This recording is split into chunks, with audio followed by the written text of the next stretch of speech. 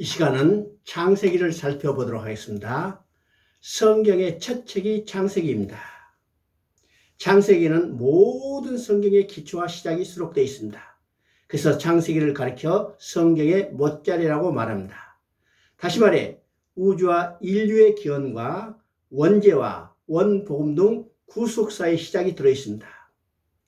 그러므로 창세기를 모르거나 창세기를 바르게 접근하지 못한다면 나머지 성경 전체의 연관성과 점진성에 대한 맥을 잡을 수 없게 되는 것입니다.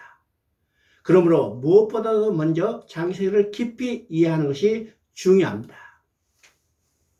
일반적으로 창세기 하면 창조에 관한 많은 정보를 제공한 책이라고 생각하기 쉽습니다.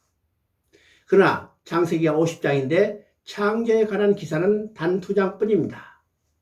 그러므로 창세기는 창조에 대한 많은 정보를 제공해 주기 위한 목적이 아님을 알 수 있습니다. 그러면 창세기는 누가 기록했을까? 창세기는 모세가 기록하였고 창세기를 읽은 1차 독자들은 모세와 함께 출애굽한 이스라엘 백성들이었습니다. 그래서 모세가 창세기를 기록하는 것은 출애굽한 이스라엘 백성들에게 천지 창조로부터 출애굽이 있기까지 그들이 애굽에서 노예 생활하는 동안 잃어버린 역사를 알려주려고 기록한 것입니다. 또 그들을 애굽에서 노예 상태에서 구출해내신 분이 천지 만물을 창조하신 하나님이시며 그 하나님께서 이스라엘 백성들의 조상 아브라함과 이삭과 야곱에게 언약한 것이 무엇이며 그들이 왜 어떻게 애굽에 내려가게 되었고 지금 출애굽한 그들에게 향하신 하나님의 뜻이 무엇인지를 첫 번째 독자인 이스라엘 백성들에게 알려주기 위해서 기록된 것이라고 말할 수 있습니다. 뿐만 아니라 성령께서는 그 후의 모든 세대, 오늘 우리들에게까지 하나님의 백성들에게 자신을 구원하시기 위해서 하나님이 어떻게 구원 계획을 세우셨으며 그것을 어떻게 성취해 오셨는가를 가르쳐 주려는 것입니다. 그러므로 성경 전체가 그렇지만 특히 창세기를 읽을 때 인물과 사건의 초점을 맞춰서는 안 되고 사건과 인물을 통해서 주권적으로 역사에 가시는 하나님의 마음이 무엇인가를 읽을 수 있어야 합니다. 성경은 하나님의 말씀을 기록한 책이며 인류를 구원하시기 위한 책이며 그러므로 하나님의 뜻과 목적을 깨닫는 것이 중요한 것입니다. 창세기는 창조의 역사와 구원의 과정에서 역사하시는 하나님의 주권을 볼 수 있습니다. 그렇다면 창세기를 통해서 알아야 하는 것은 하나님은 창세 때 무슨 일을 해 주셨는가 하는 것입니다. 이 기록이 바로 창세기 1장과 2장의 내용입니다. 창세기 1장 1절에 태초에 하나님이 천지를 창조하셨다고 선언합니다. 이는 하나님이 누구신가는 설명이 없고 하나님의 주권적 창조를 선언한 것입니다. 그래서 역사와 우주 만물의 주인이심을 선포하는 것입니다. 또 1장에서 반복되는 세 마디가 있는데 첫째는 하나님이 이르시되 다시 말해서 하나님이 말씀하셨다는 것입니다. 두 번째는 그대로 되니라는 말씀입니다. 세 번째는 보시기에 좋았다는 말씀입니다. 이 말씀들을 통해서 천지 만물의 창조는 하나님의 목적과 계획대로 이루어졌음을 말씀하시는 것입니다. 그리고 엿새 동안 창조하신 것은 인간이 살아갈 환경을 조성하신 것이며 창조의 가장 마지막에 사람을 지으셨다는데 사람을 자기 형상 모양대로 지었다는 것은 하나님께서 말이 통하는 교제의 대상으로 인간을 지으셨다는 것을 말합니다. 그리고 2장 1절에서 천지와 만물을 다 이루어지니라고 말씀하십니다. 이 말씀은 하나님께서 하나님 나라 건설을 완성하셨다는 것입니다. 그리고 2절 3절에서 일곱째 날을 복되게 하시고 하나님이 그 창조하시며 만드시던 모든 일을 마치시고 그날에 안식하셨다고 말합니다.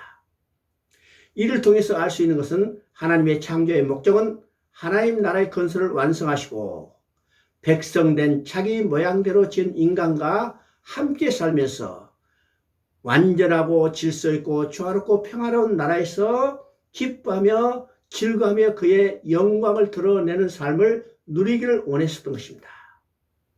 이것이 하나님의 창조의 목적이고 다른 말로 하면 안식을 누리는 것입니다. 이 목적을 위해서 주신 언약이 있는데 그 언약이 창세기 2장 17절입니다. 선악을 알게 한 나무의 열매는 먹지 말라. 먹이는 반드시 죽으리라고 말씀하신 것입니다. 이는 일반적으로 인간적인 관점에서 생각하면 금지 명예라고 생각합니다. 그러나 하나님의 마음, 하나님의 관점에서 본다면 이는 금지 명예라고 볼 수가 없습니다. 그래서 하나님께서 이 언약을 주신 목적은 이 언약만 지킨다면 하나님과 인간은 하나님이 통치하는 하나님 나라에서 왕과 백성의 관계, 남편과 아내의 관계, 아버지, 아들의 관계를 유지하면서 영원히 함께 살아가기 위해서 주신 것입니다. 그러므로 이 언약은 최초의 법이었습니다. 사랑의 언약이었습니다. 순종의 법이었던 것입니다.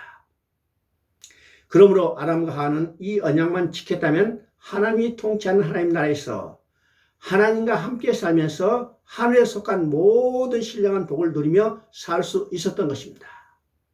이것이 창세기 1, 2장에서 하나님께서 행해 주신 일이 무엇인가를 보여주는 것입니다.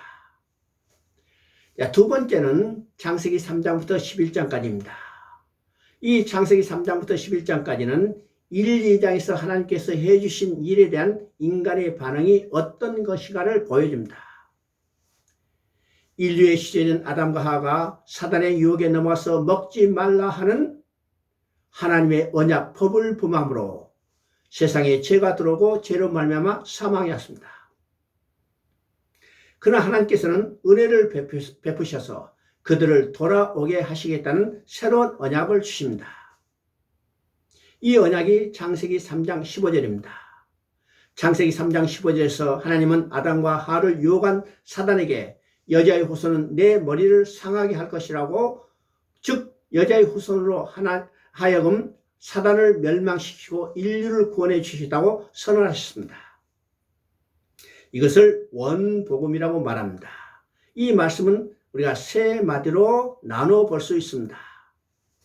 첫째는 이제후로는 인류는 여자의 후손과 뱀의 후손 두 진영으로 나뉘게 될 것이라고 하는 것을 알게 됩니다. 두 번째는 두 진영 사이에는 원수가 될 것이고 싸움이 있을 것인데 이 싸움은 곧 영적 전쟁인 것입니다. 그리고 세 번째는 결국에는 여자의 후손이 뱀의 머리를 상하게 할 것이라는 것입니다. 이 언약의 궁극적인 의미는 인류의 구원자로 여자의 후손 곧 메시아를 보내주시겠다는 약속입니다. 그래서 이제후로 펼쳐진 구속사에 있어서 여자의 후손을 보내시려는 하나님의 계획과 준비와 이를 적극적으로 저지하려는 사단의 방해 역사가 대립적으로 나타나게 되는 것을 보게 될 것입니다. 또 3장 21절에서는 여호와 하나님께서 아담과 하와에게 가죽 옷을 지어 입히시니라고 말씀합니다.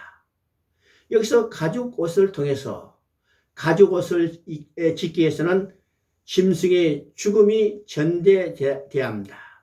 이 짐승의 죽음, 피 흘림을 통해서 그 가죽으로 옷을 지어서 벌거벗은 그들을 가려주시고 돌아오게 하시겠다는 것입니다. 이 가죽 옷을 통해서 어린 양의 죽음, 곧 어린 양 대신 예수 그리스도의 십자가의 죽음을 계시하고 있는 것입니다. 4장에서는 아담으로 말미암아 들어온 죄가 어떻게 확산되어 가는 것을 보여줍니다. 가인이 아벨을 쳐 죽인 것은 창세기 3장 15절에서 계시된 여자의 후손이 태어나지 못하도록 뱀의 후손이 대적하는 사건입니다. 이 사건을 기점으로 해서 뱀의 후손이 여자의 후손이 태어나지 못하도록 대적하는 사건이 성경에서 계속 반복적으로 나타난 것을 우리가 볼 수가 있죠. 자, 6장에서는 하나님의 아들들과 사람의 딸들 두 진영이 혼합되어 죄가 세상에 가득하게 되어 결국 홍수 심판을 유발하게 됩니다. 그러나 하나님은 홍수의 심판 가운데서도 은혜를 베푸셔서 노아의 8가족을 구원해 주십니다. 이제 인류는요, 홍수 가운데 구원받은 노아의 세 아들로부터 다시 번성하기 시작하지만 그들도 하나님을 배반하고 떠나서 자신들의 나라를 건설하려고 합니다. 이 나라가 바벨이라는 나라였고 이 나라는 계시록까지 하나님을 대적하고 하나님의 백성을 괴롭히는 대표적인 나라인 바벨론으로 등장하는 것을 보게 됩니다. 이것이 하나님의 사랑에 대한 인간의 반응으로 3장부터 11장까지 내용입니다. 세 번째는 12장부터 50장까지입니다. 인간의 반역, 인간의 불순종에도 불구하고 하나님은 어떻게 해 주셨는가, 그것을 기록한 내용이 바로 12장부터 50장까지 내용입니다. 11장에서 하나님을 배반한 인간이 인간을 위하여서 온 바벨이라는 나라를 흩어버리셨어요. 그러신 후에 하나님은 자신의 계획대로 하나님 나라를 건설해 나가시려는 것입니다. 그래서 12장에서 아브라함을 부르시고 약속을 주심으로 원복음에 주셨던 여자의 후손에 대한 언약을 발전시켜 나가십니다. 12장에 주신 아브라함이 주신 이 약속의 내용을 우리가 살펴보면 세 가지로 말할 수 있습니다. 첫째, 약속의 내용은 자손입니다. 하나님은 셀 수 없이 많은 자손을 약속하시는데 이 자손은 궁극적으로 예수 그리스도를 지칭합니다. 두 번째 약속의 내용은 땅입니다. 땅은 육적으로 보이는 가나안 땅이지만 이 땅은 궁극적으로는 하나님을 떠난 인간들이 돌아갈 본향, 곧 천국입니다. 세 번째 약속의 내용은 복입니다. 이 복은 하늘에 속한 모든 신령한 복으로 하나님께 돌아가서 하나님과 함께 살면서 누리게 되는 복인 것입니다. 이 약속을 다시 정리해 보면 예수 그리스도를 통해서 천국에 돌아가서 하나님과 함께 살면서 누리게 될 하늘의 신령한 복입니다. 이 말을 다른 말로 하면 복음인 거예요. 그래서 갈라디아서 3장 6절에는 하나님께서 아브라함에게 복음을 전했다고 말씀합니다. 그러면 아브라함에게 주셨던 복음이 오늘 우리에게 주신 복음입니다. 다른 말로 하면 아브라함에게 주셨던 약속이 오늘 나에게 주신 약속과 동일하다는 것입니다. 이 언약은 아브라함에게 주셨지만은 아브라함이 죽자 그 아들 이삭에게 계승되고 또 그 아들 야곱에게로 계승되어 나가는 것을 보게 됩니다. 그리고 32장에서는 야곱을 이스라엘로 바꿔주심으로 하나님은 이제 이스라엘 국가, 이스라엘 민족을 통해서 하나님의 구원계획을 이루어 가실 것을 계시하고 있습니다.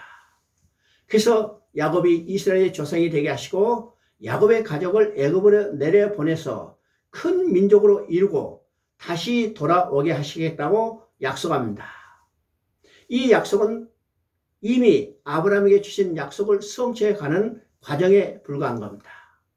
한편으로 하나님 나라를 다스릴 왕을 준비해 나가는 것을 보게 되는데 창세기 17장 6절에서는 아브라함에게 왕들이 내게서부터 나오리라고 말씀하시고 또 35장 11절에서는 야곱에게 왕들이 내 허리에서 나오리라고 약속을 계승해 주십니다.